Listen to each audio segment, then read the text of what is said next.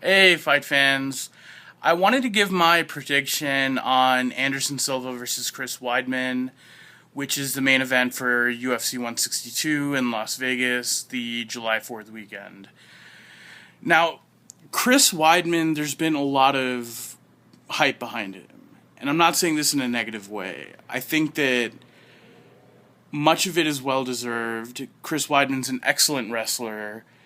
He has an excellent wrestling pedigree from Hofstra University, Division One. He's beaten a lot of guys there, and more importantly, he has translated his wrestling ability to mixed martial arts. Chris Weidman has been able to take down his opponents with regularity. In his last fight versus Mark Munoz, which is kind of his signature win, he was able to take Munoz down effortlessly in the first round. And Munoz is even more of a decorated collegiate wrestler than Weidman is. I believe he's a national champion. And, Weidman was just able to take him down and then proceed to have his way with him on the ground. I think that the key aspect of his wrestling is not just the pedigree or knowing the techniques or anything like that, but it's more that his timing is excellent. It's similar to George St. Pierre in that they'll be setting up their takedowns with strikes, they'll shoot in at exactly the right moment when the opponent, least expects the takedown, and they're able to, get them on the ground. I think that's pretty dangerous, especially considering that Munoz did not even have a chance to really sprawl. He was just taken down by Weidman.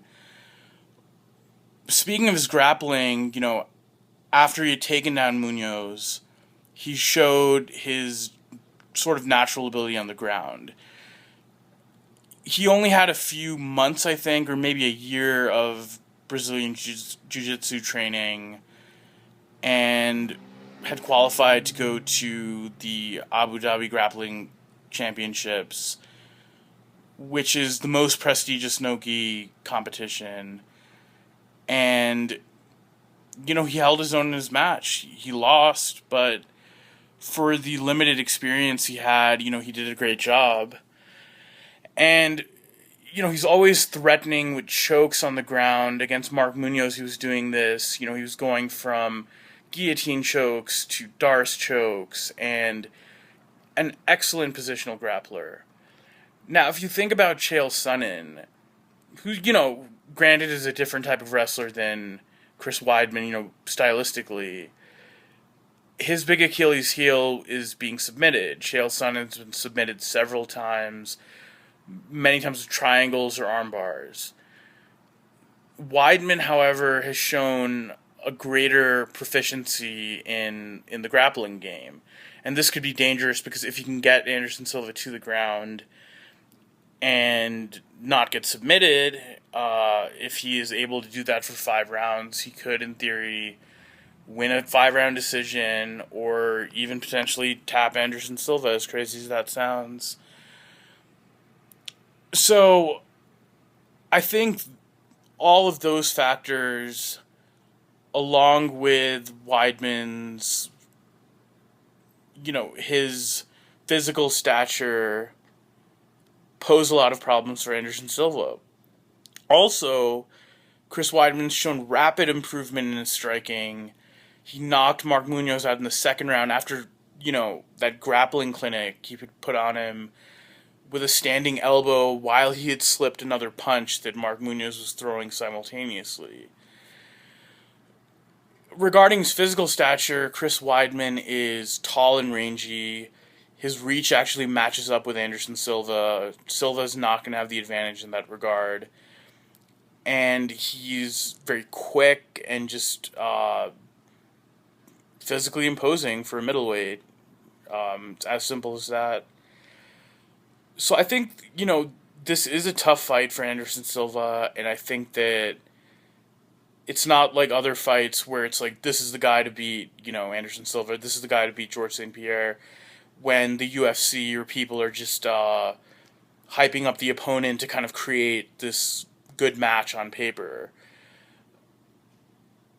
in this case, Chris Weidman is a solid threat to Anderson Silva just based on his skill set and the style matchup.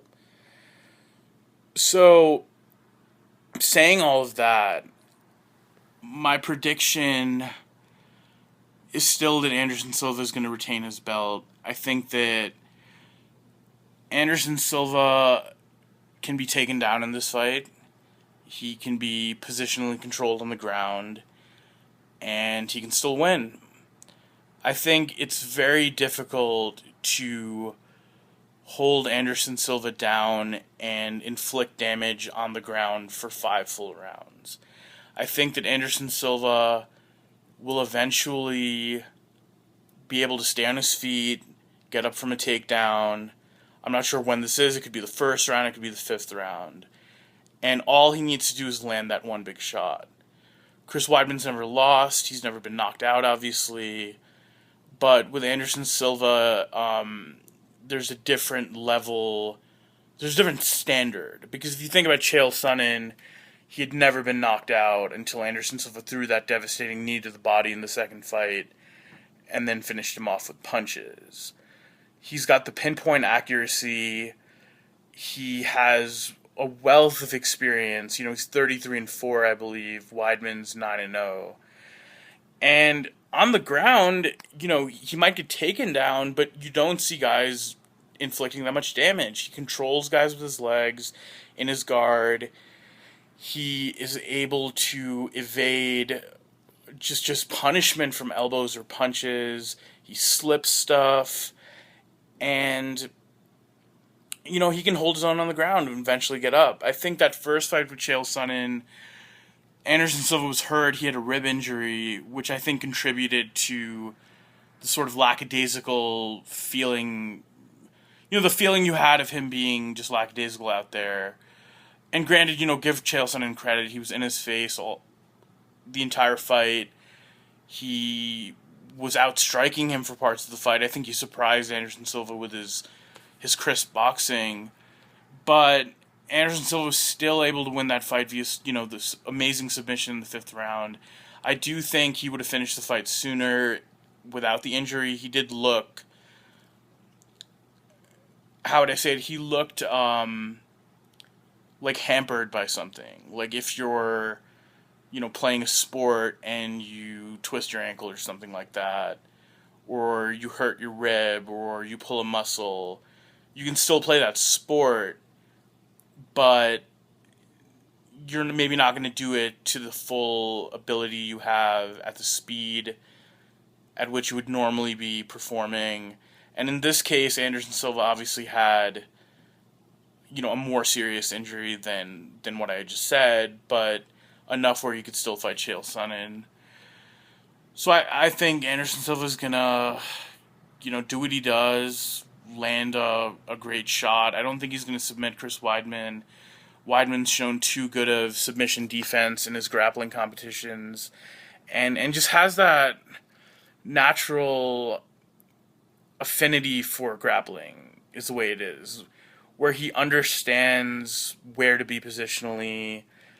And again, I think he could even threaten Anderson Silva with chokes. He could do a little ground and pound. But ultimately, Anderson Silva can beat him up to the body, beat him up to the head, and stagger Chris Weidman. And then who's a better finisher than Anderson Silva? They're not that many guys. When he hurts someone, they're usually finished very shortly after that. So I really like Chris Weidman. I think, he has a bright future. I just think that Anderson Silva is going to be too much for him. And I think that this is a good time for Anderson Silva to be fighting Chris Weidman. Chris Weidman's only going to get better. He's young. He doesn't have that much experience, only 9 professional fights. And it's kind of good that Anderson Silva is getting this fight out of the way. I mean, he's only getting older. And if he can get the win here,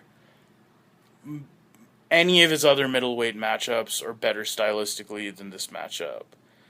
One could even argue that George St. Pierre is a better stylistic matchup because St. Pierre is naturally smaller than Chris Weidman. And also that fight's for much bigger stakes. So losing to George St. Pierre for Anderson Silva, or losing to John Jones would not have the same maybe effect on his legacy than a fight with Chris Weidman and losing to Weidman. I mean, unless, of course, Weidman becomes the greatest of all time or whatever. But, for now, I think it's a good time for Silva to be fighting him. And I predict Anderson Silva will beat Chris Weidman by third round knockout. All right, thanks for listening.